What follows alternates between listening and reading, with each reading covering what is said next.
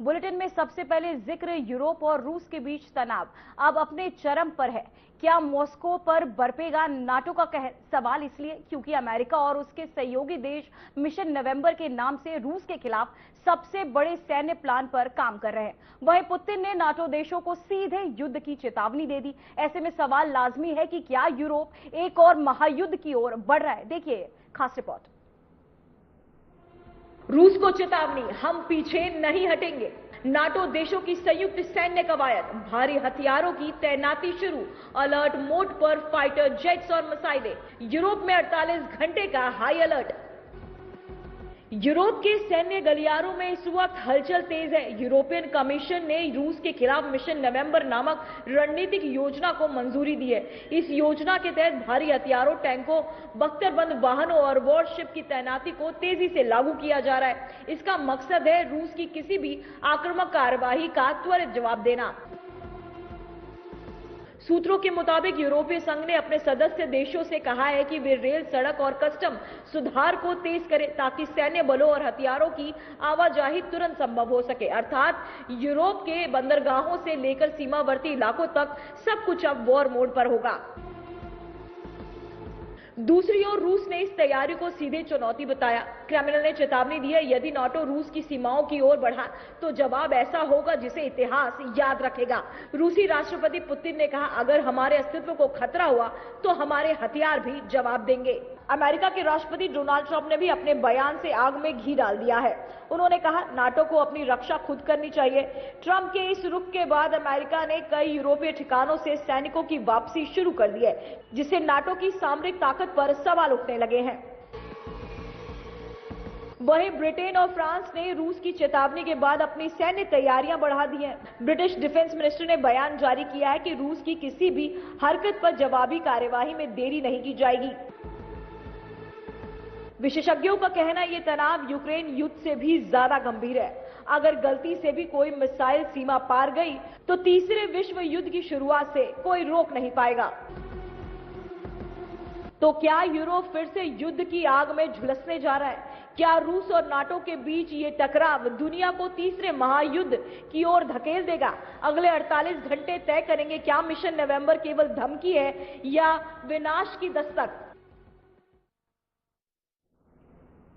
उधर प्रधानमंत्री नरेंद्र मोदी ने नई दिल्ली के इंदिरा गांधी इंडोर स्टेडियम में राष्ट्रगीत वंदे मातरम के 150 वर्ष पूरे होने के उपलक्ष्य में वर्ष भर चलने वाले आपको बताते चले समर उत्सव उद्घाटन किया। इस अवसर पर उन्होंने एक स्मारक डाक टिकट और सिक्का भी जारी किया। इसके साथ ही वंदे मातरम वेबसाइट को भी लॉन्च किया गया। पीएम मोदी ने अपना संबोधन शुरू करते ही कहा, वंदे मातरम ये शब्द एक मंत्र है, एक ऊर्जा है और संकल्प है। वंदे मातरम ये शब्द मां भारती की साधना है, मां भारती की आराधना है। वंदे मातरम ये शब्द हमें इतिहास में ले जाता है। ये हमारे वर्तमान को नए आत्मविश्वास से भर देता है और हमारे भविष्य को एक नया हौसला देता है कि ऐसे कोई संकल्प नहीं जिसकी सिद्धि ना हो सके, ऐसा कोई लक्ष्य नहीं जिसे हम भारतवासी पा ना सके। 1927 में महात्मा गांधी ने कहा था, वंदे मातरम हमारे सामने संपूर्ण भारत का ऐसा चित्र उपस्थित कर देता है जो अखंड है। श्री अरविंदो ने वंदे मातरम को एक गीत से भी आगे उसे एक मंत्र कहा था। उन्होंने कहा, ये एक ऐसा मंत्र है जो आत्मबल जगाता है। भिकाजी कामा ने भारत का जो ध्वज तैयार करवाया था, उसमें बीच में भी लिखा था वंदे मातरम। साथियों, हमारा राष्ट्र ध्वज समय के साथ कई बदलावों से गुजरा, लेकिन तब से लेकर आज तक हमारे तिरंगे तक देश का झंडा जब भी फहरता है तो हमारे मुंह से अनायास निकलता है, भारत माता की जय। गुलामी के उस कालखंड में वंदे मातरम इस संकल्प का उद्घोष बन गया था और वो उद्घोष था भारत की आजादी का। मां भारती के हाथों से गुलामी की बेड़ियां टूटेगी और उसकी संतानें स्वयं अपने भाग्य की भाग्य विधाता बनेगी। बीते वर्षों में दुनिया भारत के इसी स्वरूप का उदय देख रही है। हमने विज्ञान और टेक्नोलॉजी की फील्ड में अभूतपूर्व प्रगति की है।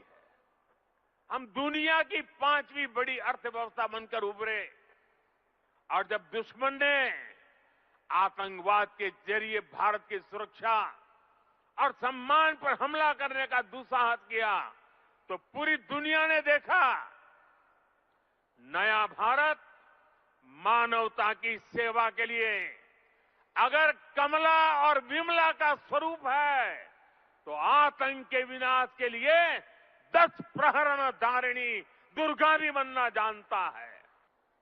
वंदे मातरम। इसलिए आज जब हम उस राष्ट्र गीत के 150 वर्ष मना रहे हैं तो ये देश के महान नायकों के प्रति हमारी श्रद्धांजलि है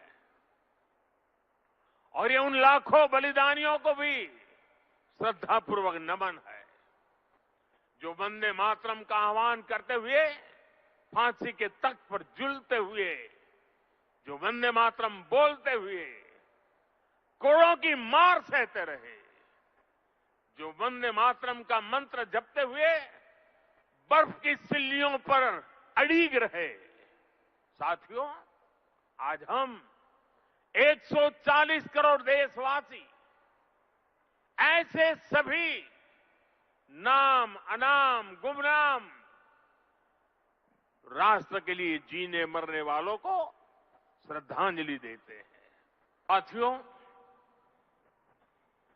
वंदे मातरम के सामूहिक गान का ये अद्भुत अनुभव ये वाकई अभिव्यक्ति से परे है। इतनी सारी आवाजों में एक लय, एक स्वर, एक भाव, एक जैसा रोमांच, एक जैसा प्रवाह,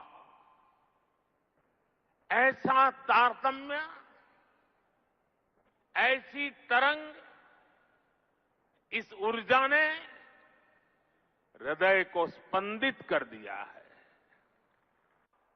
साथियों, गुलामी के उस कालखंड में भारत को नीचा और पिछड़ा बताकर जिस तरह अंग्रेज अपनी हुकूमत को जस्टिफाई करते थे, इस प्रथम पंक्ति ने उस दुष्प्रचार को पूरी तरह से ध्वस्त करने का काम किया।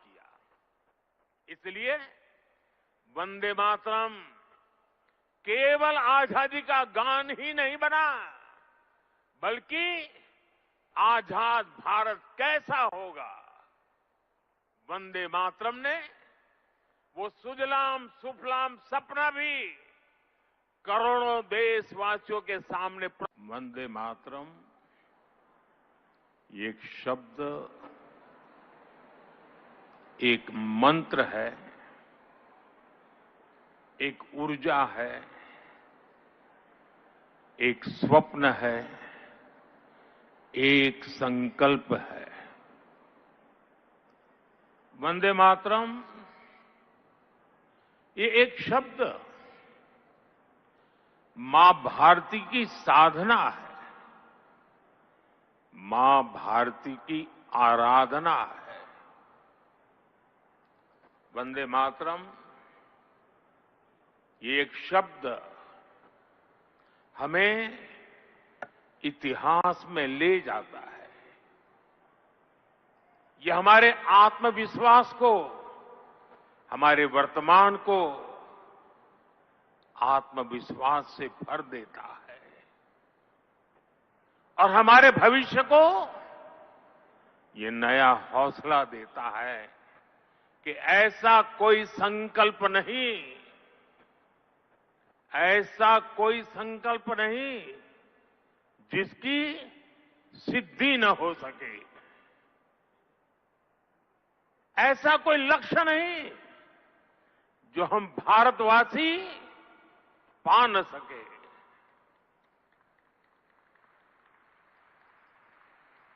क्यों? वंदे मातरम से जुड़ा एक और विषय है जिसकी चर्चा करना उतना ही आवश्यक है।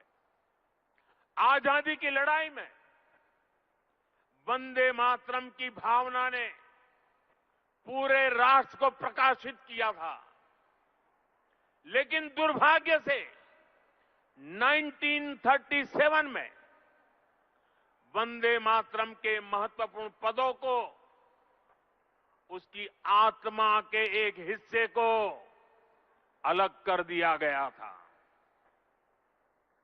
वंदे मातरम को तोड़ दिया गया था, उसके टुकड़े किए गए थे।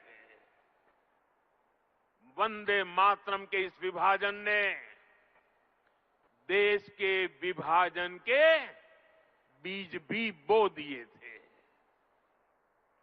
राष्ट्र निर्माण का ये महामंत्र, इसके साथ ये अन्याय क्यों हुआ,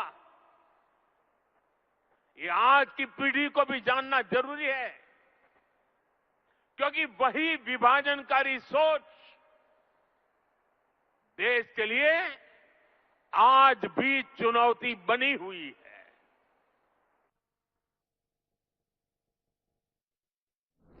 तो वहीं हरियाणा के मुख्यमंत्री नायब सिंह सैनी ने अंबाला में वंदे मातरम की 150वीं वर्षगांठ के उपलक्ष्य में आयोजित भव्य कार्यक्रम में हिस्सा लिया। इस अवसर पर उन्होंने अन्य मंत्रियों, अधिकारियों, स्कूली बच्चों और नागरिकों के साथ मिलकर वंदे मातरम का सामूहिक गायन किया। वंदे मातरम गीत के 150 वर्ष पूरे होने पर पुलिस लाइन मैदान में राज्य स्तरीय कार्यक्रम आयोजित हुआ।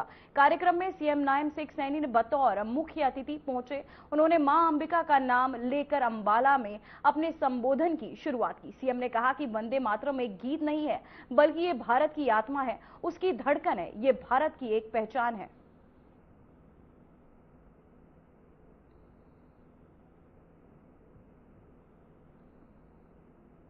तो वहीं बिहार के औरंगाबाद में प्रधानमंत्री नरेंद्र मोदी ने जनसभा को संबोधित किया। इस दौरान उन्होंने विपक्ष पर हमला करते हुए कहा कि कांग्रेस को भी उनके वादों पर भरोसा नहीं, इसलिए वो राजद के घोषणा पत्र की बात नहीं करते। वहीं बिहार की जनता में आपको बताते चले, राजद के झूठ के पिटारे को खारिज कर दिया। पीएम मोदी ने कहा कि जंगल राज वाले जमानत पर है। इसके साथ ही उन्होंने और क्या कुछ कहा, चलिए आपको सुनाते हैं। इनके वादों पर तो खुद कांग्रेस को ही भरोसा नहीं है,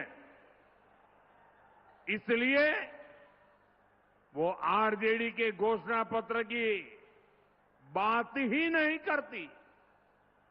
बिहार के लोगों ने,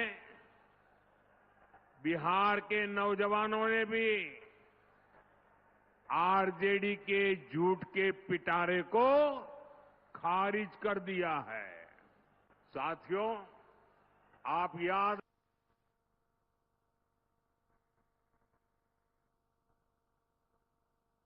रखिए, आपने जब यहां नीतीश जी को अवसर दिया तो उनके कार्यकाल के पहले 9 साल दिल्ली में आरजेडी कांग्रेस की सरकार थी। तब इन लोगों ने मिलकर दिल्ली में बैठे बैठे दिन रात एक ही काम किया, बिहार से बदला लेना। और वो लगातार बिहार के विकास में रोड़े अटकाते रहते थे, नीतीश जी को काम नहीं करने देते थे, बिहार का एक काम होने नहीं देते थे। 2014 में जब आपने मुझे सेवा का अवसर दिया, जब पहली बार बिहार में डबल इंजन की सरकार बनी तो जंगल राज और सुशासन राज में क्या अंतर आया है, ये हमने कल मतदान वाले दिन भी देखा है।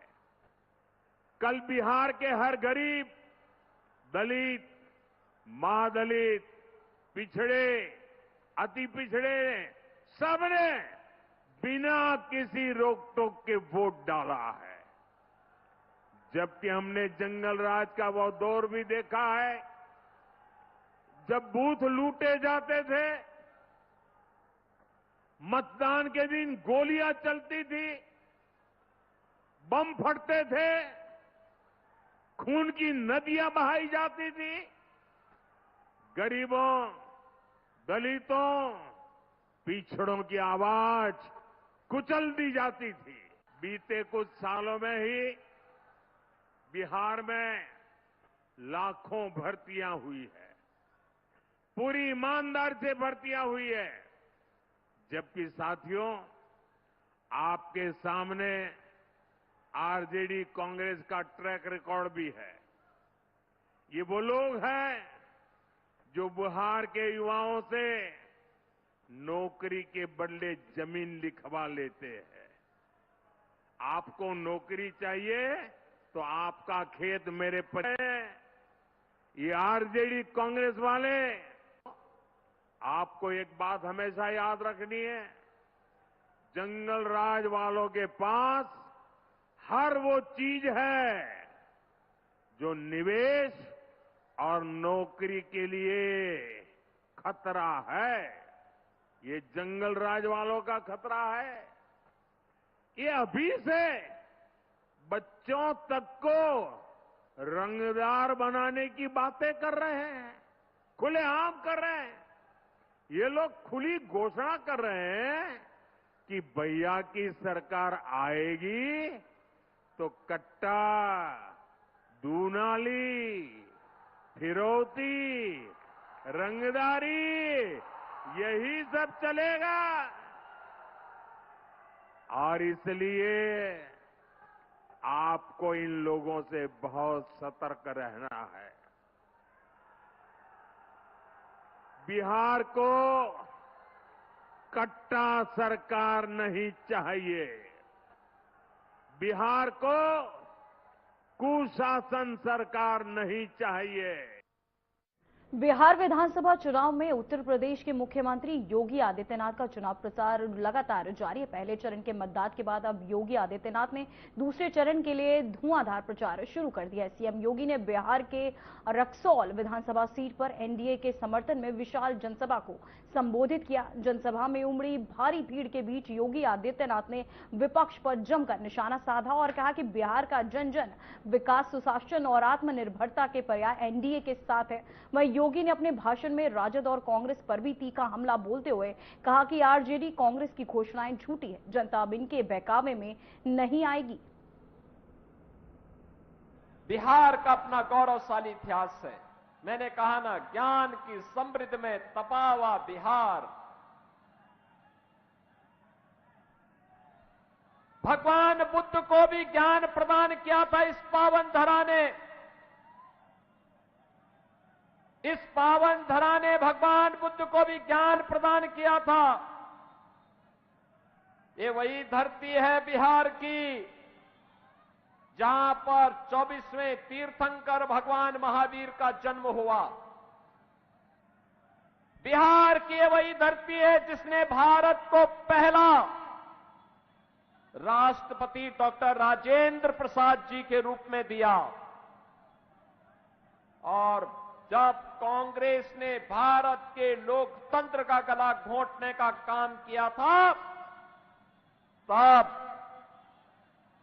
बिहार का नौजवान उठ खड़ा हुआ था।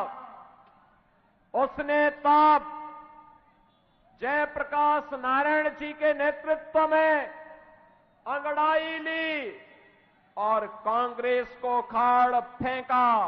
जेपी के नेतृत्व में यह बिहार उठ खड़ा हुआ था। जेपी की जन्मभूमि भी बिहार, सामाजिक न्याय के पुरोधा कर्पूरी ठाकुर इसी बिहार में जन्मे थे और भोजपुरी और मैथिली के गीतों को छठ के गीत के माध्यम से वैश्विक पहचान दिलाने वाली शारदा सिन्हा भी इसी बिहार में जन्मी। कहूंगा बहके नहीं, किसी के बहकावे में आने की आवश्यकता नहीं। ये नौकरी क्या देंगे जो आपकी जमीन को हड़प लिए हो? ये लोग नौकरी क्या देंगे जो पशुओं का चारा खा सकते हो? ये केवल अब गरीब का राशन हड़पने के लिए धोखा दे रहे हैं, लेकिन देने का काम महागठबंधन करने जा रहा है। इनके झूठ और फरेब में आने की आवश्यकता नहीं। हमें तो केवल एक संकल्प लेकर के चलना है। गृह मंत्री अमित शाह जी ने कहा है मार्च 2026 तक नक्सलवाद पूरी तरह समाप्त कर देंगे। भारत की धरती से नक्सलवाद समाप्त कर देंगे। और हम भी आपसे कहने के लिए आए हैं, अरे क्षेत्र तो यूपी से सटा हुआ क्षेत्र है। यूपी में माफिया की क्या दुर्गति हुई है, आप देख ही रहे होंगे वहां पे कैसे गरीब की संपत्ति को कब्जा करने वाले माफिया हो या बेटी की सुरक्षा में सेंध लगाने वाला या फिर किसी बेटी का अपहरण करने वाला माफिया। उत्तर प्रदेश में उसके लिए दो ही जगह होती हैं, एक उसके लिए जहन्नुम का यमराज के घर जाने का टिकट पक्का,